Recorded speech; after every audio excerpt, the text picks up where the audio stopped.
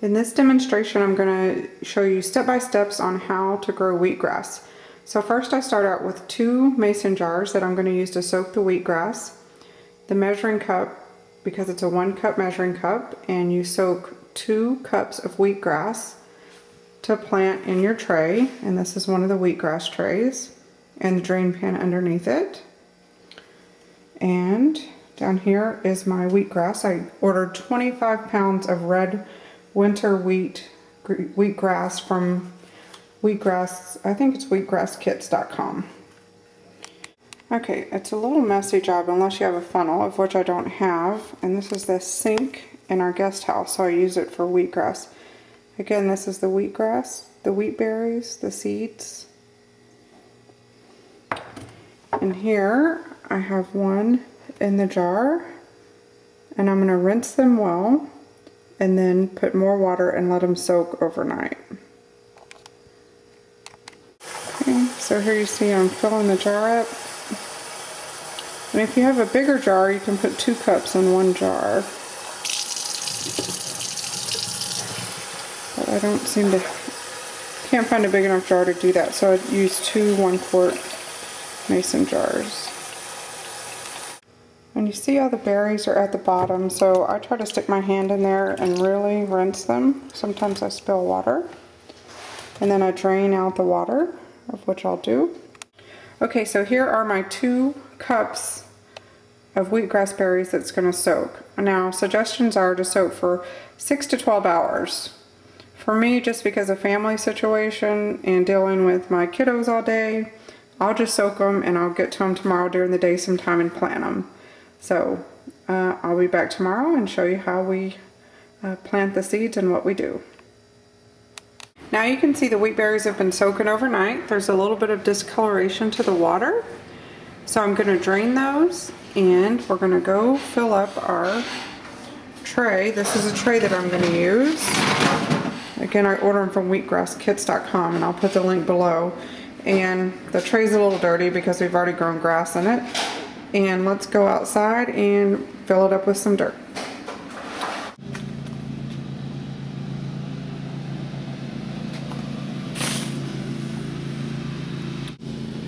Okay, here is my pan full of soil, and let's go back in and plant some wheatgrass berries. Just to let you know, this is our compost bin. All the compost from all the vegetables and the juicing goes in here, in addition to the dirt that goes on the bottom of the trays here for the wheatgrass after it's cut. Okay, now I'm going to rinse the wheat berries. I'm draining off this water here. You can see it's a little brown. And I don't have a perfect way to do this, so I'm just using my fingers.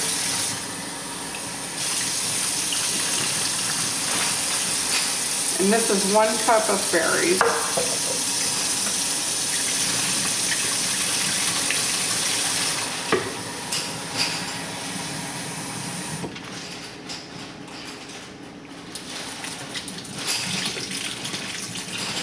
I always tend to lose a little at the bottom, so please keep something in the bottom of your sink so the berries don't go down the drain.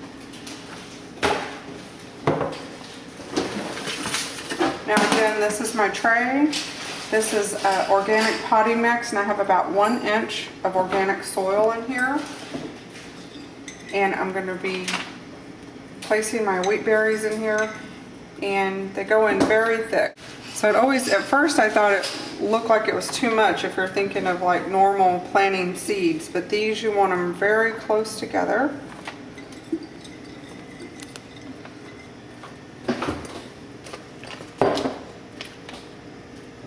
I forgot something. So I'll add this on this side. This is Amazite. It's a natural trace mineral fertilizer. I'm going to put it on one side, so this will be a good experiment. But this also comes from the Handy Pantry, the Wheatgrass Kits website, and you're supposed to put that on top of your potting mix.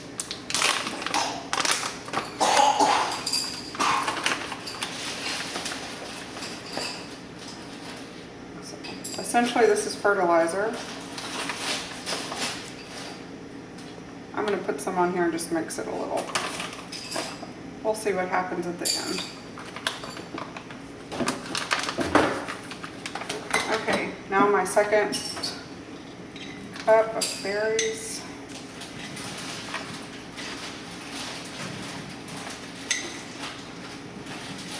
And I'm going to pour them all in here and just spread them around here.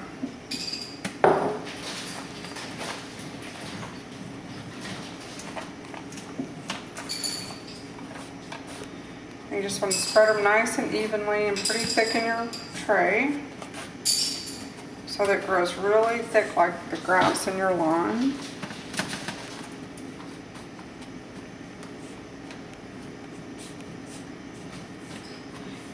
And to me it looks a little thin, so I may, the next time, do 2.5 cups instead of 2 cups. So that's what it looks like.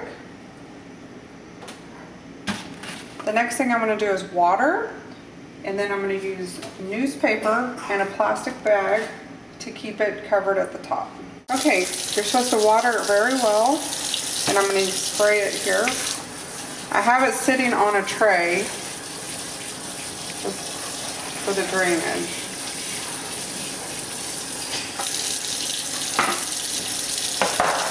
Next, you want to put newspaper on the top, and you want to keep it covered for like 3 days. So I'm going to put the newspaper, that way it's in a nice dark environment. But I'm also going to keep the newspaper wet because during the next couple of days you'll notice that we have to keep the newspaper nice and moist or the grass will stick to the underside of the paper. So in addition to watering the berries, you also will need to water the newspaper.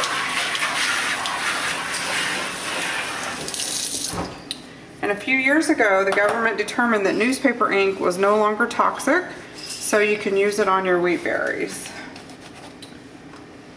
Okay, you notice I have water in the pan, and by the way, these pans came from a restaurant supply store since I didn't have baking sheets that fit very well. So that's there. And then I'm going to put this plastic on the top, just additional to try to keep the moisture in. And if you'll notice right here, I have a little bit of too much water, so I'm going to just try to drain that off.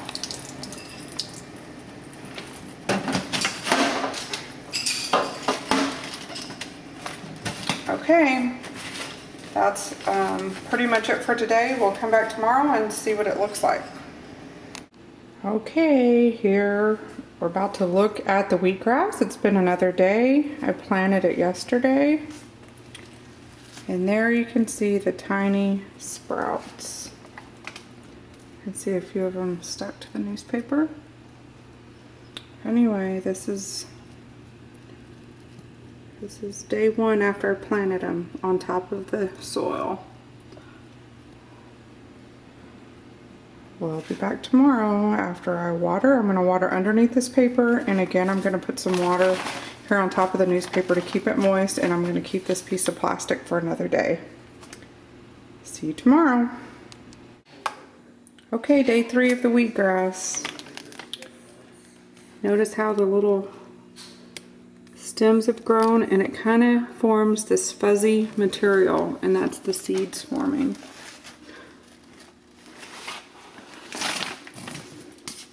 So there it is. I'm going to water it, and again I'm going to water the newspaper to keep it nice and moist. See you tomorrow. Day 3 for the wheatgrass. I still have it covered. And looky here. I don't know if you could see it. Some of them are about a ½ inch to an inch tall. And they're kind of a pale yellowish color. And that's because they haven't been exposed to any sun. So there it is. I'm about to go put it in the sun, and so let me show you where that place is. So I'm going to put it in a nice sunny spot for several days, and we'll see how it goes. Hold on. This is a little kid's desk that I had purchased, and it's sitting here by this bright sunny window. And I'm going to put the grass there, and that's where I let it sit in the sun, and I rotate it every day because it will start growing towards the sun. So let me go get the grass and set it here so you can see. Okay, so you can see that the black tray that it's growing in is sitting in this larger silver pan. And again, I purchased this from a restaurant supply store because I didn't have an old baking sheet that I didn't care about. So, and I knew it was going to be wet all the time. So it's nice and watered. And if you'll notice, I'm going to just put it up just a little bit off the edge. And I just don't want it sitting in water, essentially, if the water drains down, because I just gave it a good amount of water and it'll soak through the holes in the bottom. Okay, here's the wheatgrass, another day. Look at the significance in the color and the thickness. I'm videotaping at night here, so that's why it's dark in the background, but I keep it in front of this window. So anyway, it's about 2 inches tall in one day, just a big difference from yesterday. Okay, this is the wheatgrass here at the counter. I wanted you to see the root system after a few days, how it's so thick. Anyway, there it is. Hello again. This is the wheatgrass video, growing wheatgrass. I think we're on day 6, I'm almost sure. So what I wanted to show you was how tall it is. I have a ruler here, but it's kind of blending in. So the wheatgrass is about 3.5 inches tall. And something that I find fascinating, I'll try to focus in, is that the water, see the little water pellets on the top of the wheatgrass? So even after watering, say 16 hours ago, you can see the little water pellet, the drops of water on the top of the grass.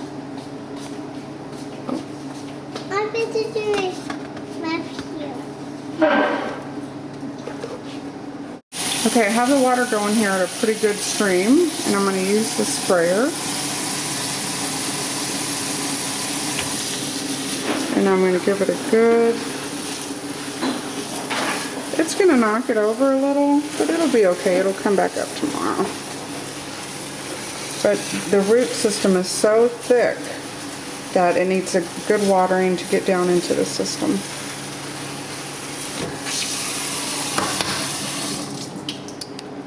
Anyway, so there it is, kind of knocked down a little bit because of the water, but it'll stand right back up and be beautiful again tomorrow. Okay, so here's my wheatgrass again at the window, and keep in mind that every day I rotate it because it starts growing towards the sun naturally. These are some sunflower sprouts I have growing on the side. And again, I'm going to lift up a little bit either on the back or the side so that it drains better. And again, you can see the very, very thick root system. So it holds together very well, even if you pull on it. Until tomorrow. Hello again. It's day 7. It has been 1 week since we started our wheatgrass journey here, growing wheatgrass. And actually, I think it's ready to cut today if my husband gets around to cutting it.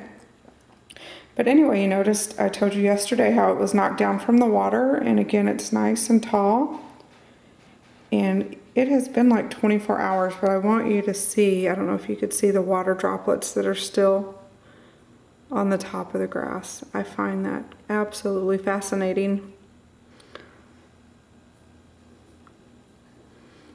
So even after 24 hours, the water comes back to the top. I have some sunflower sprouts growing on the side there, but anyway, I wanted to show you the wheatgrass. Again, notice how it's really, this is the structure of the root system. Here's the structure of the root system, again, nice and tight, even after I pull it up. So I'll water it some more today. And then it's ready to start juicing, and we showed you another video where we were juicing. That was video number 2 that you can see the actual juicing of the wheatgrass. So thanks for watching, thanks for being you, and I hope you enjoyed this journey of growing wheatgrass.